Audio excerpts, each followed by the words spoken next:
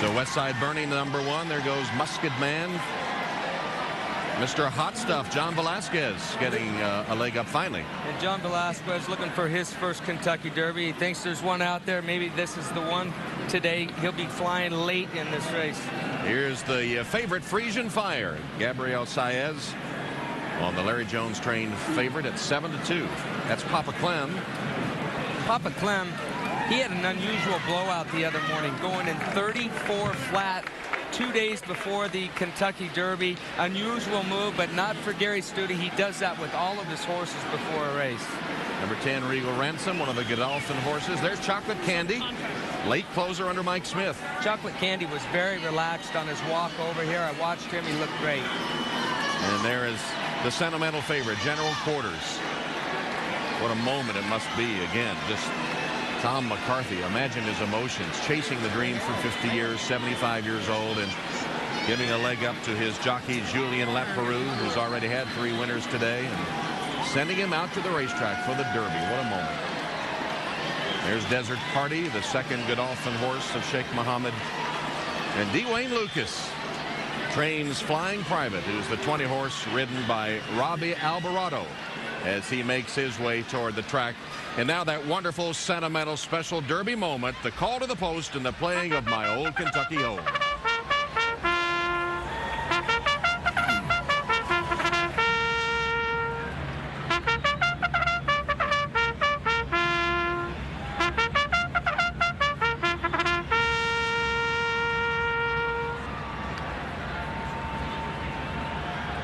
Ladies and gentlemen, the management, staff and horsemen of Churchill Downs proudly present the 135th running of the Kentucky Derby, presented by Yum Brands. Please rise and sing along as the University of Louisville Marching Band plays My Old Kentucky Home.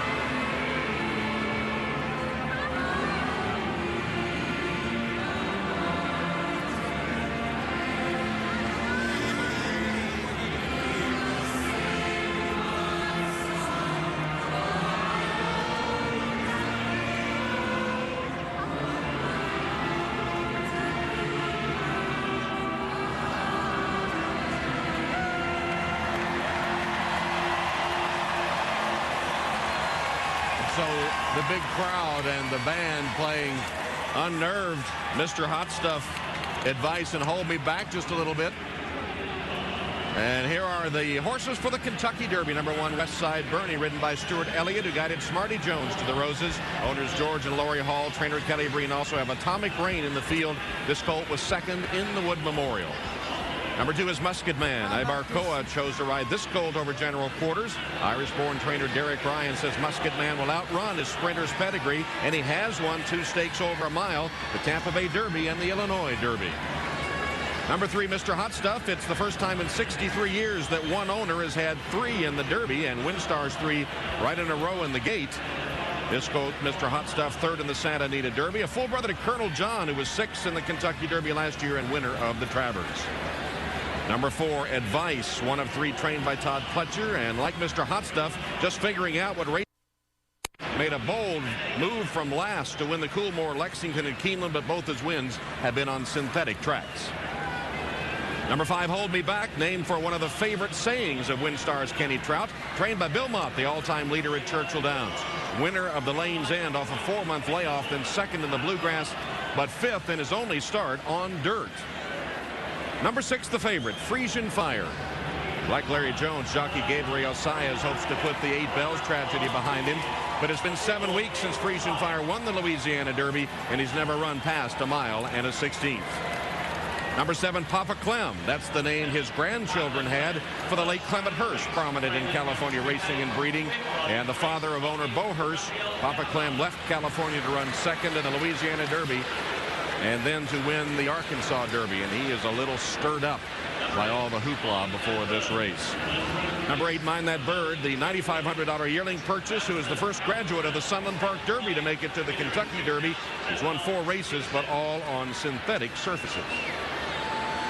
Number 9, joining the dance, Rashard Lewis of the Orlando Magic, one of the owners of this colt, who has only a maiden win in 8 starts, second in the Tampa Bay Derby, 5th in the Bluegrass. He does have early speed.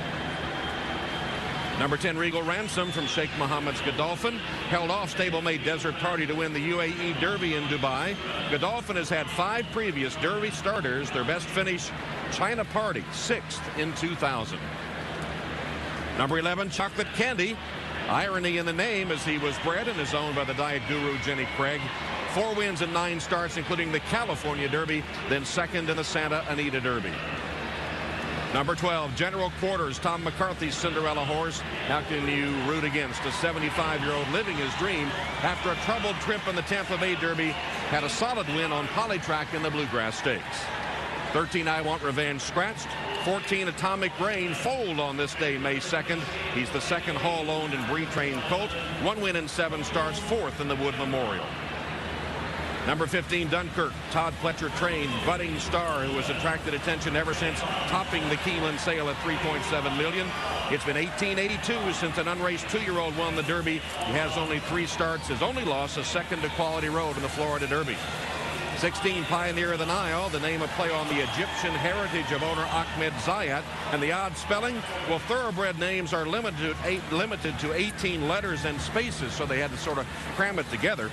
He was best in the West. He's won 4 straight graded stakes, including the Santa Anita Derby, never on dirt. 17, Summer Bird, a deep closer who, like Dunkirk, has only 3 starts, did not race at 2. First Derby for jockey and trainer. This colt was 3rd in the Arkansas Derby. 18, Nowhere to Hide, trained by Nick Zito, 2-time Derby winner. This colt was the last horse in on graded earnings. He's been 4th in his last 3 starts, including the Illinois Derby. Number 19, Desert Party. Godolphin paid the top price for a 2-year-old last year, going to $2.1 million for this colt, who won the Sanford Stakes on a muddy track at Saratoga last year, then went to Dubai for 3 races, second in the last of those, the UAE Derby. And number 20, Flying Private, trained by Wayne Lucas, whose 42 Derby starters are the most in history. He's won the race 4 times. Flying Private, only 1 win in 10 starts, 5th in the Arkansas Derby. And that's the field of 19 for the 135th running of the Kentucky Derby, over a mile and a quarter. Back for the race in a moment. Well, Tom, they've been running the Kentucky Derby since 1875, of course, but since 1924, the winner's trophy has been in this Gold Cup style, 14-karat gold, and soon enough, some owner will be hoisting this trophy as the winner of the 135th Kentucky Derby. Tom? All right, Bob, and who that owner will be is still a question mark, and the fans have had trouble making a favorite, but no question everyone's sentimental favorite is Tom McCarthy and his 1-horse stable acquired for $20,000. Bob Baffert, can he win his 4th Kentucky Derby? His best chance since 2002 with Pioneer of the Nile. Pletcher has 3 going to the post, hoping to win his first Derby ever. Will it be the expensive horse Dunkirk, who brought 3.7 as a million, as a yearling, 3.7 million? The Studies hope that they have a little divine guidance with Papa Clem. Gary Studi, the trainer. Bo Hurst, the owner. And Donna Brothers is out on horseback. And Donna, we watched some of them spooked a little bit in the post parade and coming onto the track for the first time. Any problems since they've warmed up? No, Tom, I wouldn't say any problems. The three Mr. Hot Stuff you mentioned, he got a little riled, and he stayed a little riled. He settled down some, not as much as you'd like to see. Papa Clem, who was acting up in the post parade as you were going through it, kind of continued to walk, on his toes through the post parade and jump around a bit. But a couple horses that surprised me by remaining pretty quiet are Desert Party. I mean, this is a horse who's been training in the desert. He comes here in front of 130,000 people and looks pretty collected. And I got to say, Pioneer of the Nile looked pretty good. He got a little hot. I asked Garrett if he's normally like that in California, and he said, yeah, just a little lather on his neck. That's about normal for him. Donna, I looked at the Desert Party before the UAE Derby, and it is unusual because he got hot that night, and it was not a hot night over there. There were a lot of people, so do you think that could have prepared him somewhat for today's crowd with the large crowd they had over there that night? It must have, because he has not even broke a slight amount of sweat right now, Garrett. Gary, not at all. There's Regal Ransom going into the gate. The jockeys with multiple layers of goggles now. They'll pull them down as they get soiled so they have a clear vision. And Donna, one quick word. What about the condition of the track? The track's muddy, but Gary, you've ridden plenty of races here. You know how it is. It's listed as sloppy, but it's almost what we would call, Gary, wet fast. And you know what I mean by that. I know exactly what you mean by it. That's what we were talking about with that float that was going over. So they've got as good of conditions as you can have with as much moisture as is in it. All right, 19 horses will go 1.25 miles for the 135th Kentucky Derby. A purse of $2.1 million at stake as Pioneer of the Nile enters the starting gate. Frisian Fire is still the favorite at 7-2. Pioneer of the Nile now being backed out and then goes back in with Garrett Gomez. No. That's it. Just like that. There's number 18, Nowhere to Hide. Just like that. And now for the call of the 135th Kentucky Derby. Let's go atop the stands and join Tom Durkin. And there is Desert Party breaking from that post position, number 18. Last to load will be Flying Private. Much of the speed here is going to be coming from the middle of the gate. Joining the dance, Papa Clem, Regal Ransom. Frisian Fire's got some early speed too. In the gate.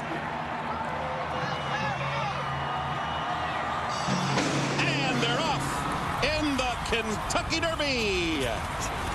And it's joining the dancers racing for the lead. Musket Man has some early speed on the inside. Here's Regal Ransom with some speed as well.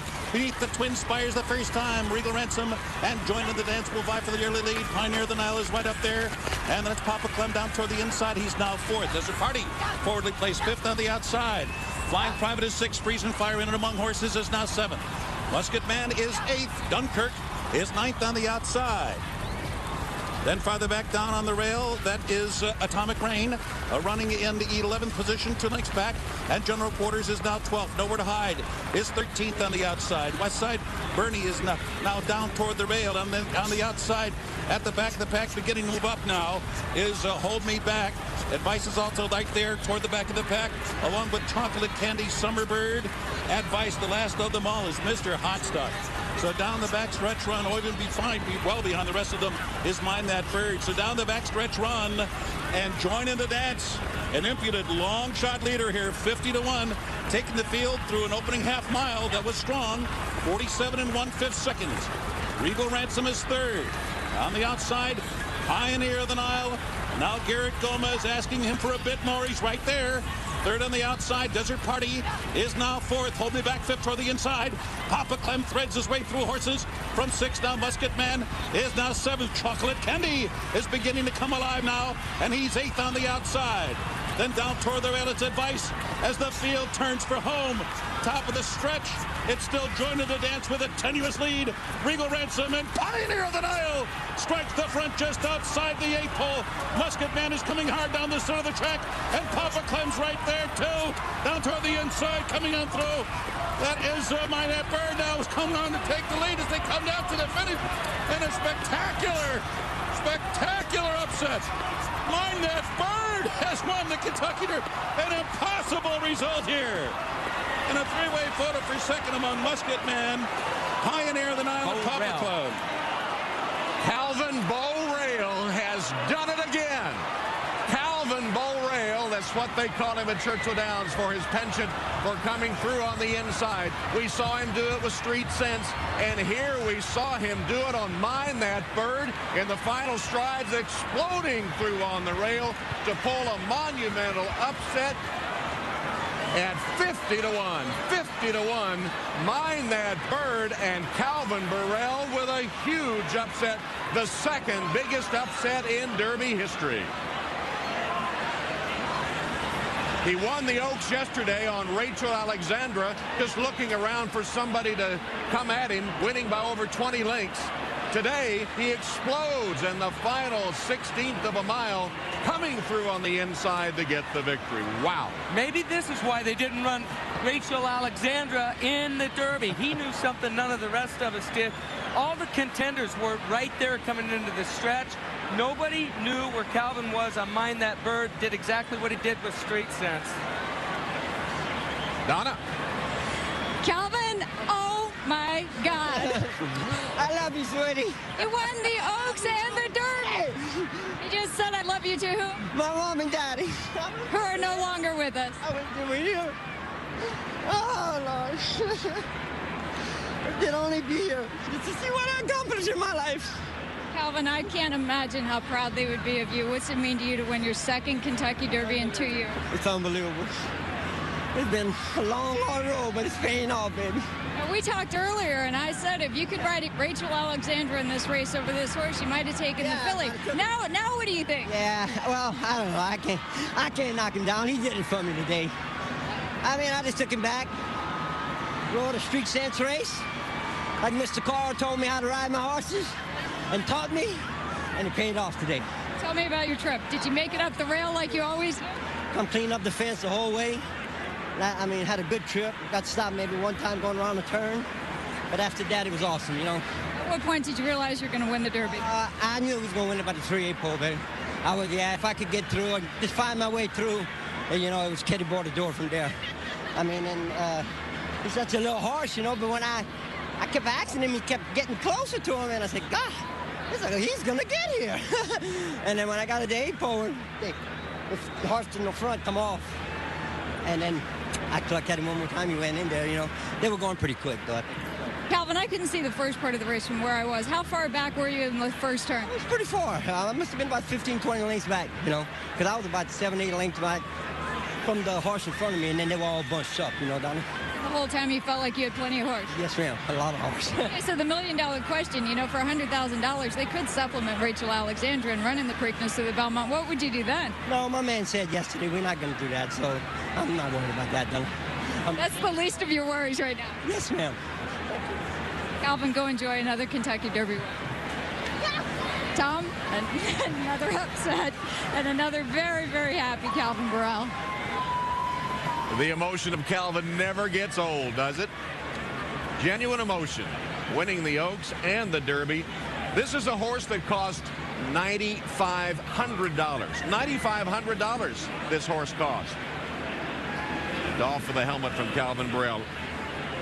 And he drove up in a trailer pulled by a pickup truck by his trainer, Benny Woolley, who was in the race for the first time. Yeah, he hauled the horse himself here, and I mean, just this whole story is something that we're going to all have to look back at now and reassess it, because he kind of got left out of the picture here. He was fourth in the Sunland Derby in New Mexico, Sunland Park. Had enough money to get in here, but I mean, that was a race that was not even a graded race, and here he is winning America's biggest horse race for 3-year-olds, America's biggest event. Calvin Borel doing it 2 years in a row, 2 days in a row. This is like Casey's Shadow. If anybody's ever seen the great quarter horse movie, Casey's Shadow, Rags to Riches, this is it. The Louisiana boys make it big, and Calvin is a true horseman himself.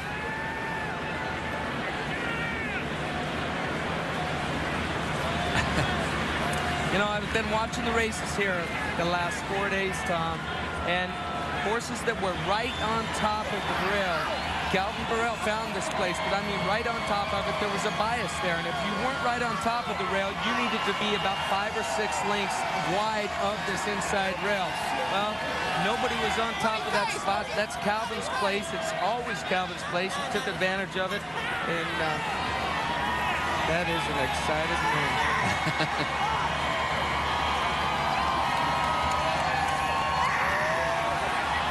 What a scene. 50 to 1. One of the most well-liked jockeys in the jockey's room.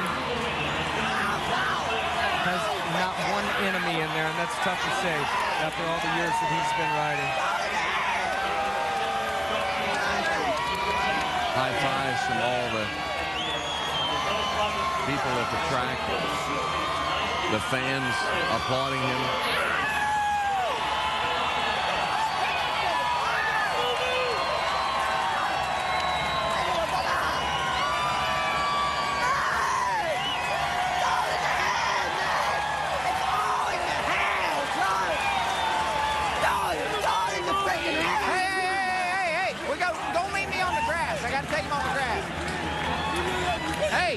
Hey, loosen that girl. Loosen that girl. It's all in the head, Dave. You saying that you see me right? How you see me right?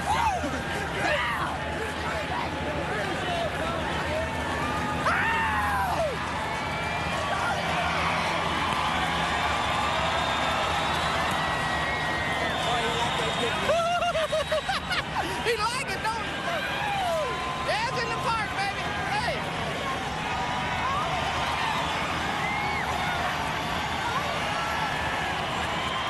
Well, I hope his trainer Benny Woolley can make it to the winner's circle with those crutches and that shattered leg.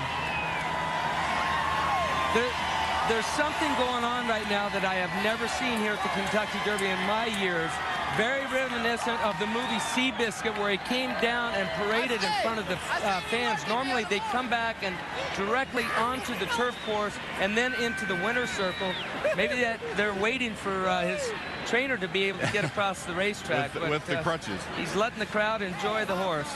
Well, the last time that Calvin Burrell won the Derby on Street Sense, he had dinner with the Queen. What do you think's in store for him now?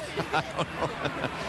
Let's go down to Kenny Rice with the trainer Benny Woolley on crutches. Oh, I tell you, Tom, when we walked over, Chip, it was an interesting story. You drove about 1,700 miles. You're on crutches because of a motorcycle wreck.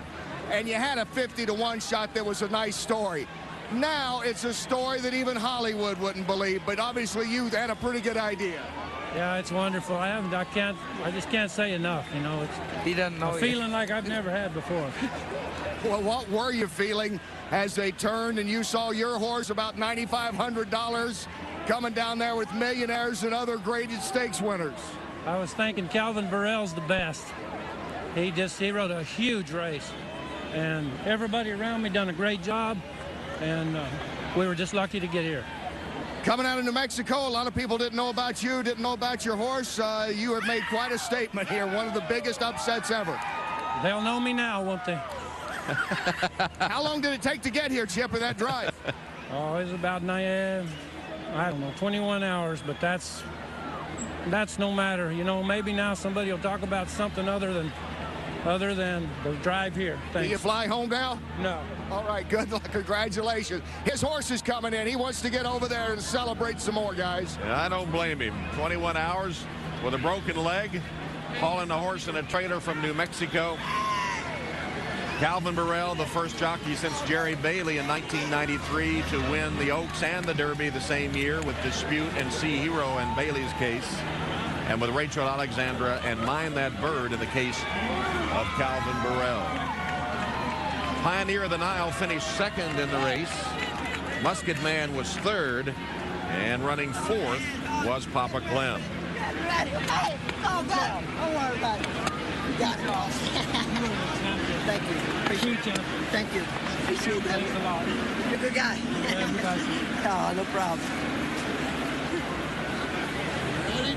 All right. Don't worry about you, Bob.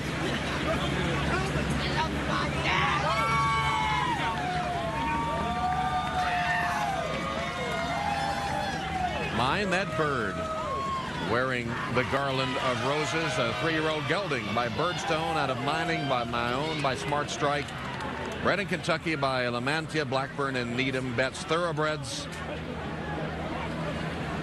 How'd he do it? There's Mind That Bird. He had one horse outrun in the picture. Going in, turn comes around. One horse there, weaves his way back inside.